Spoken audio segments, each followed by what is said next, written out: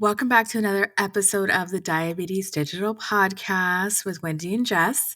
Hey. Today, we're starting a new series all about popular diets and should you try them if you have diabetes or prediabetes. So, today specifically, we're going to be talking about intermittent fasting and whether or not it's effective or safe for managing diabetes. We're going to give you our dietitian take. We've looked at a ton of research. And we're also going to keep in mind our values and background as providers who do focus from a health at every size and intuitive eating approach. So, we're going to look at this from a nuanced take. And while intermittent fasting is trendy, there are some concerns. One of those concerns is sustainability. Is it possible to do it long term? Also, glycemic variability, which specifically applies to people with diabetes. We'll talk more about that, as well as its effects on hunger cues, which can make it a more complicated choice for people with diabetes, but we're going to dive right in. Welcome to the Diabetes Digital Podcast. I'm Wendy. And I'm Jess, and we're best friends, registered dietitians, and diabetes educators.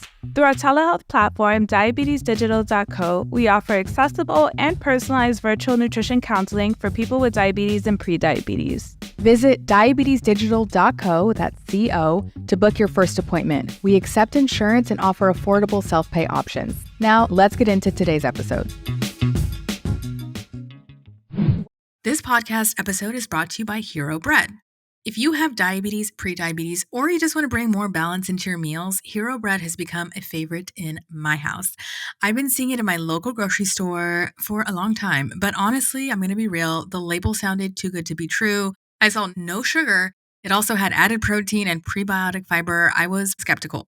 When the brand reached out, though, I did decide to give it a try, especially because if it was good, it was something we could recommend to our patients.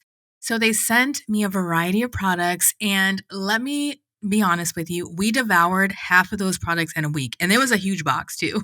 They don't just have bread. A lot of people think that it's just bread. They also have croissants, tortillas, burger buns, Hawaiian rolls. I've tried all of those things, and I love them. And the nice thing is they all have more protein than your usual options.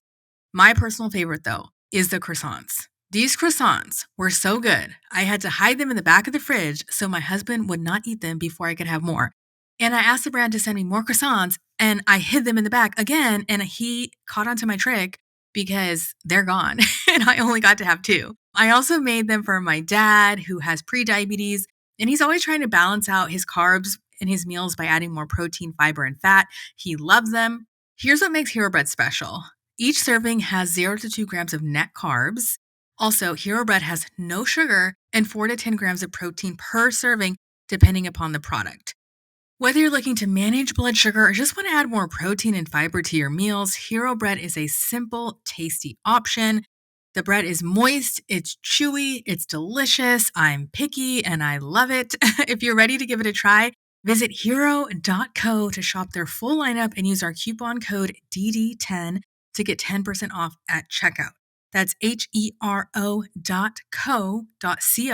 using our code DD as in Diabetes Digital 10, the number 10, to get 10% off. Also, don't forget free shipping on orders over $50. Hero.co. Now let's get into the episode.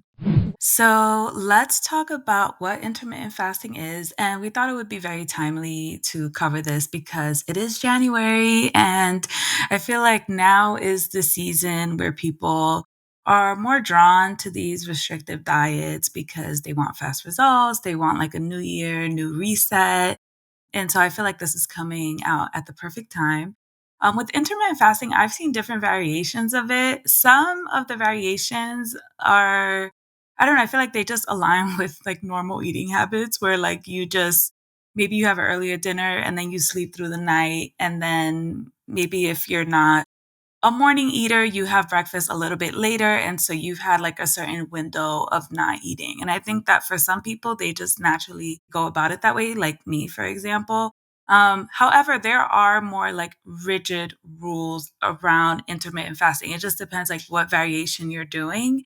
For the most part, it involves some period of not eating, like usually a pretty long period of not eating. And then you like introduce food during like a very specific eating window.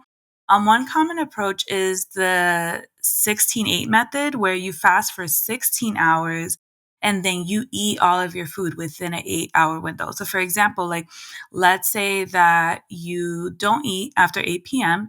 and then your first meal starts at 12 p.m. the next day.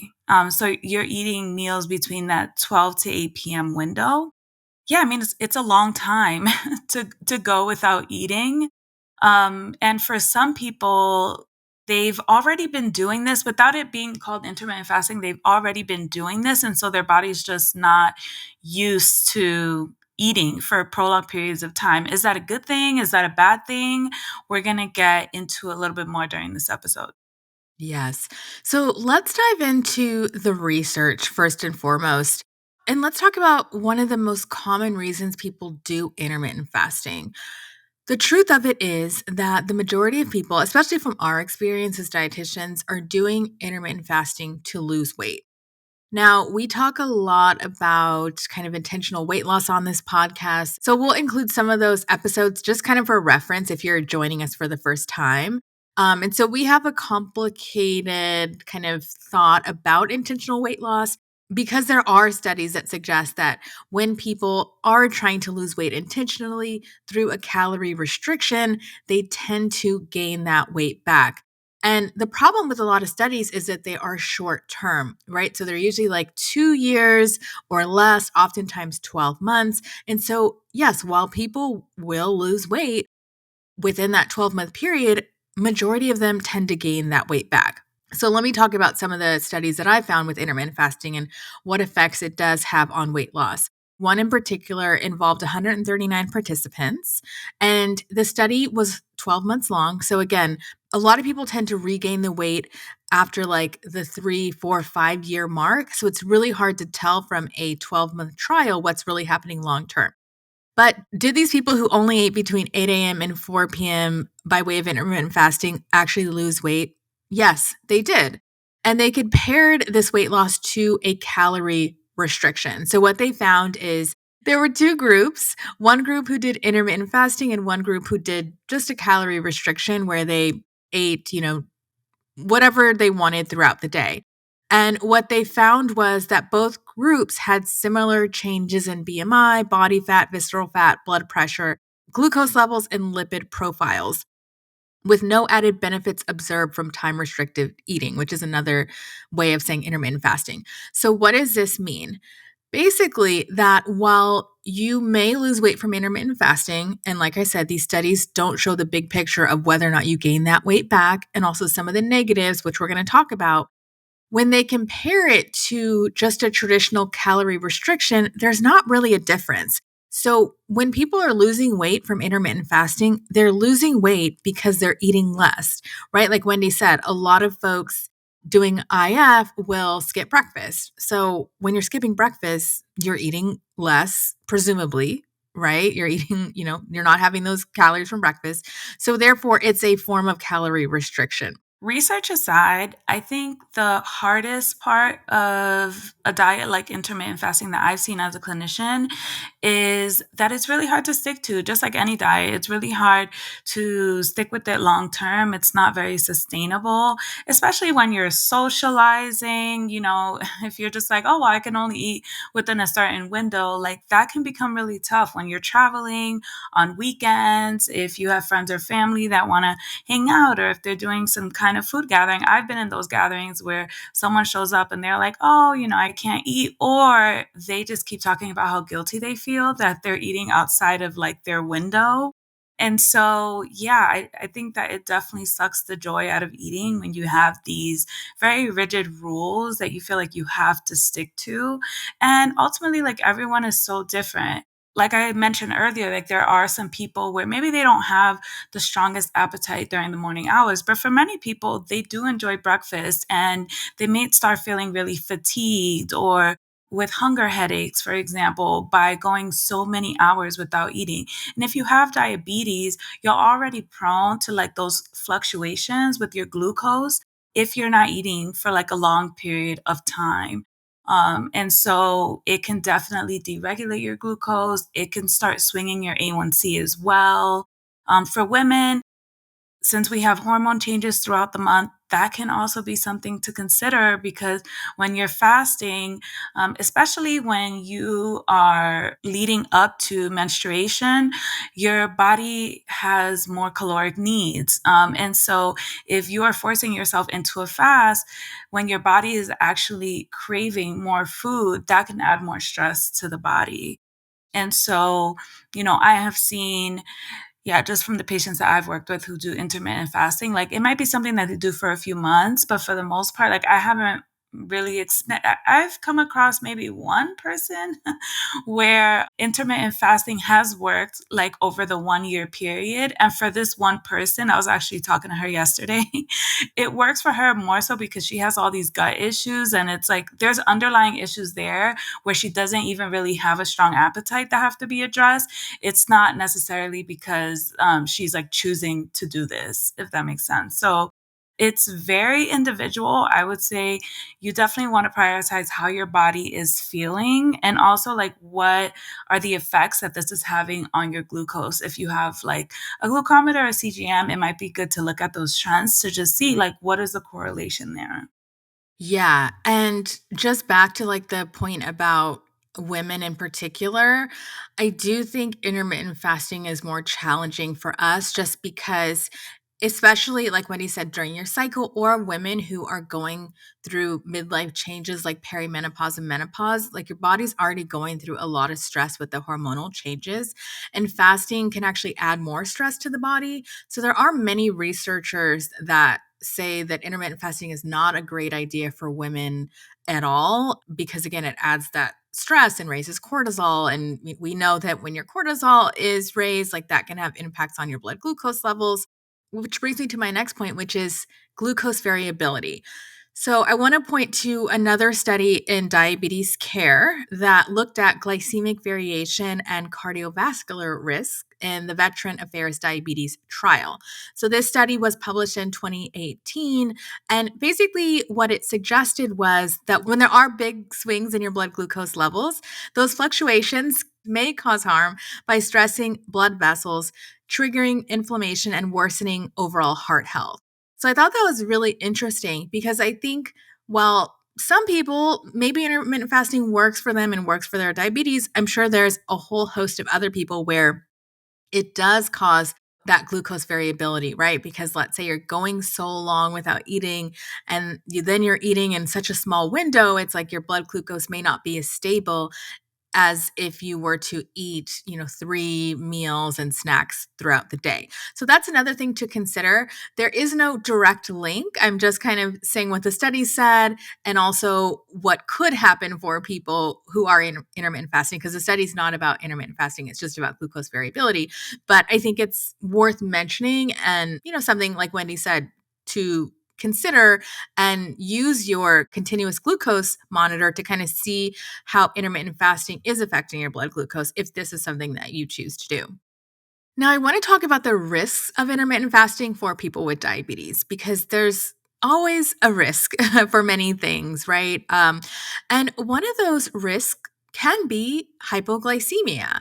Hypoglycemia is when you have low blood sugar, and this is especially challenging for people who have diabetes and are on certain medications like insulin. Fasting for long periods of time can result in dangerously low blood sugar, particularly for those on insulin or glucose lowering medications. So, again, if you are taking these meds, let's say you have type 1 diabetes or again, insulin dependent, you want to talk with your doctor and make sure this is safe for you to even try, because hypoglycemia is a real risk and can be life threatening. So, I want to throw out that consideration. And I kind of already talked about this, but we'll reiterate just the blood sugar fluctuations. It may cause you to feel like you're on a glucose roller coaster with highs during eating windows and lows during fasting windows. And not only may that have negative implications on your health overall, but it also just doesn't make you feel good to be on that glucose roller coaster. So pay attention to how you feel and how your body is reacting more than anything. 100%. And in thinking about like how you feel and how your body is reacting, I think it's important to also talk about hunger and satiety because that does get thrown off with intermittent fasting. Our goal as dietitians is to help people tune back into their internal hunger and satiety cues. And it's hard to do that when you're following this very rigid eating window.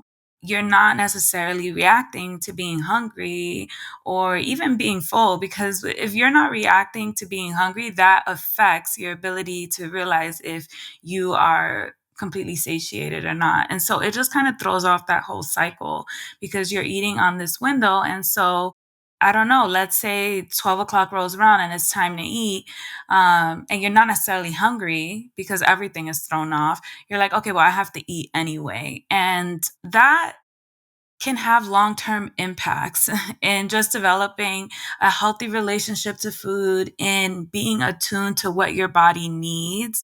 It can definitely result in overeating if you're not attuned with those cues. You're like, wait, am I full? Is this like, am I eating from a place of deprivation? And so that is something that I have seen as well. Yeah. Another thing to consider are the mental health implications. Wendy kind of talked about this a little bit, but I've definitely been out with people where we can't even go out for a meal because they're intermittent fasting and they don't eat before this time or they don't eat after this time. And then it just kind of is a killjoy. Yeah. Of course, you want to respect people's bodily autonomy, but if it means that like you can never break bread with that person because their window is so short or they don't eat on certain days, which is another thing that I'm finding to be very popular where people literally just don't eat, I would never recommend that. I think this can disrupt your mental well-being, and I even wrote an article about this for Self Magazine, how we really need to consider the social and mental health aspects of our eating, and if we are dieting, what impact that has. I can also see it leading to stress and anxiety. Maybe the meals are feeling not sustainable for you because, again, you're in that smaller window, as well as you having anxiety about eating outside of that window, right? So there's so many different ways it can impact us. The other thing is like, what happens if you get hungry before or after the window?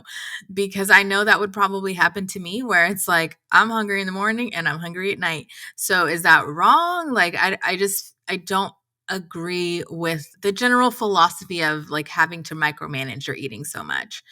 And of course, yeah, maintaining diet quality as well, I think can be a challenge just because when you are restricting your eating, it oftentimes means that it's harder to have that variety and to get in all the nutrients that you need throughout the day if you only are eating in a certain window. So there's definitely some challenges.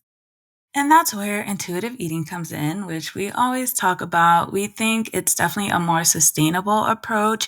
With intuitive eating, if you're not familiar, you prioritize responding to your body's natural hunger and fullness cues. And we definitely think that this aligns better with long term diabetes management. You're eating balanced meals regularly throughout the day, which helps to balance out those blood sugar fluctuations. It reduces the risk of hypoglycemia. There's a lot of room for flexibility. There's a lot of misinformation about intuitive eating. I think people think it's like a permission slip to eat, whatever it is that you want. And there's definitely a place for nutrition and balance. If you have a chronic condition, even more important. And so it really takes all of that into account. Like, what are your preferences? What is your culture? What are the foods that you enjoy? Also, are we adding things like fiber, protein, healthy fats to help stabilize blood sugar levels? Like, these are all things that are part of intuitive eating. And I think the flexibility is one of the most important things because life is always throwing things at you. Like your situation is always going to be changing, whether it's work, responsibilities, time commitments. And so I feel like with food, you don't want like another thing to add to your list to have to stress out about. In my opinion, the goal is to approach it with some type of ease, like once you have a good flow going, where it's just like another thing that you do. And it's not something that you overthink or that you're constantly stressing about. Yeah. So now some practical advice. If you've made it this far, you can probably tell we're not the biggest fans of intermittent fasting. However, if you listen and you're like, hey, I still want to try it, I think it's for me, we would highly recommend that you consult with your healthcare team just to evaluate potential risks, especially if you are on medications for diabetes. Our recommendation would be to consider alternatives that focus more on consistency and regular meal timing and nutrient dense foods. So, a couple of practical strategies to try would be instead of fasting, you can eat balanced meals every 3 to 4 hours. And a balanced meal would include a carbohydrate, protein, some kind of non starchy vegetable, and a fat. Amazing if you can get all those on the plate, but even if you can only get 2 or 3, that's great too. Also, including fiber rich foods like whole grains, legumes, and vegetables. And staying active and hydrated. Those things are going to support your health and your blood sugar stability, which is probably going to make you feel better mentally and physically long term. Mm-hmm. Yeah, so final thoughts. You can tell we're not the biggest fans. We don't consider intermittent fasting to be sustainable or safe for many people with diabetes, just based on our clinical experience. However, I am all about experimentation and doing what you feel might be best for you. So if you are interested in doing intermittent fasting, you definitely want to let your provider know, but also work with one of our dietitians. You can go to diabetesdigital.co/quiz to get started. And that way you have additional support and resources, and you have someone that you can consult with as concerns or questions come up. Yeah, I would just recommend focusing on approaches that are prioritizing your overall well-being, your body's natural cues. If you're interested in intuitive eating, our dietitians do take on that focus and can also support you in that as well. Yeah, thank you so much for tuning in, and we hope to work with you. Bye. Bye. Thanks for joining us for today's episode. If you're interested in nutrition counseling with one of our expert dietitians to help improve your prediabetes or diabetes, visit us at diabetesdigital.co. Also, if you found our conversation helpful, do us a favor and rate and review this podcast on iTunes, plus share with someone who might find this helpful. You can also connect with us on Instagram at diabetesdigital.co. And tune in every Wednesday for practical, inclusive, and culturally humble diabetes insights. We'll catch you later. Bye.